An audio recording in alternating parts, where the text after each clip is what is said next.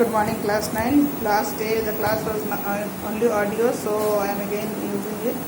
Uses of irrigation. How, as we know, India is an agricultural country, and in agricultural country, without irrigation, no cultivation is possible. So, irrigation in India includes a network of major and minor canals which are being built up and connected by rivers and groundwaters, wells, tube wells, based systems, dams, etc. for agricultural activities. In many of the countries, the river is being connected by canals to the field, so that when there is increase in water level, the water can reach to the field easily and help the farmers in cultivation. Okay, next, small size of land holding. Now, as India has a hereditary form of land law of hereditation, in which the lands are inherited by the family, and as the land is being inherited, there is fragmentation happening. That means a big piece of land is being cut out into small pieces. Okay, now if a big piece of land is cut out into small pieces, then that piece of land cannot be cultivated with the machines. For that, that is the reason why in India big machineries are not being able to used, and the modern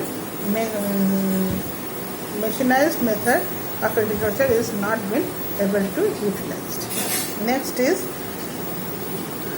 uncontrolled use of pesticides. As we have started using pesticide and chemical fertilizer, whereas earlier natural pesticides were used, which helped in the growing of the crops. It was not harmful also, but now the scientific with the use of pesticides and chemical fertilizer, many of the time these chemicals are harmful for the farmers who are putting them in the field. Now, what does this pesticides do? They controlled way may pollute soil and land also, and affect the health of the people who are consuming it. But in early days, natural things were used, so people were not much affected. So this is one of the bad effect of using of pesticides and fertilizers. Next is predominance of food crops. Okay, Indian agriculture has a predominance of the cultivation of the food crop. That means about 76% of the total crop area. The cereals that are produced are rice, wheat, grams, maize, pulses. They are grown to meet the food requirement of India's vast population. That means here the agricultural work that is done for the consumption of the vast population of India. Next is, not only this, a few are used to export also, but the maximum amount is used in consumption only. Next is insufficient place for giving food across. Now here in our country, Indian agriculture puts maximum attention in the fodder crops, like for feeding the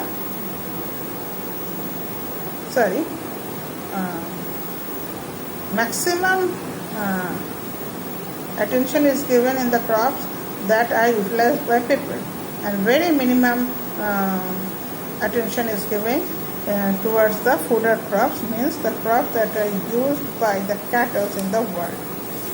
Now most of the fields are used for food crops, so there fooders are not grown, and if fodder crops are not being cultivated, then the animals of the villages will not have sufficient amount of food for their consumption. So we should see that some spaces are taken out for cultivating food and crops. Next, variety of food crops. Depending on the variety of topographical climate condition and soil of India, here many different types of food crops are grown. About 4/5 crops are cultivated simultaneously in the same field. A large number of both tropical and temperate crops are grown in India because here in different parts of India is having different types of soil and different types of weather, different types of water rain system which affects the crop cultivation also. So from a single land different crops of different season are grown in our country. Okay, I think this much will be okay. Thank you.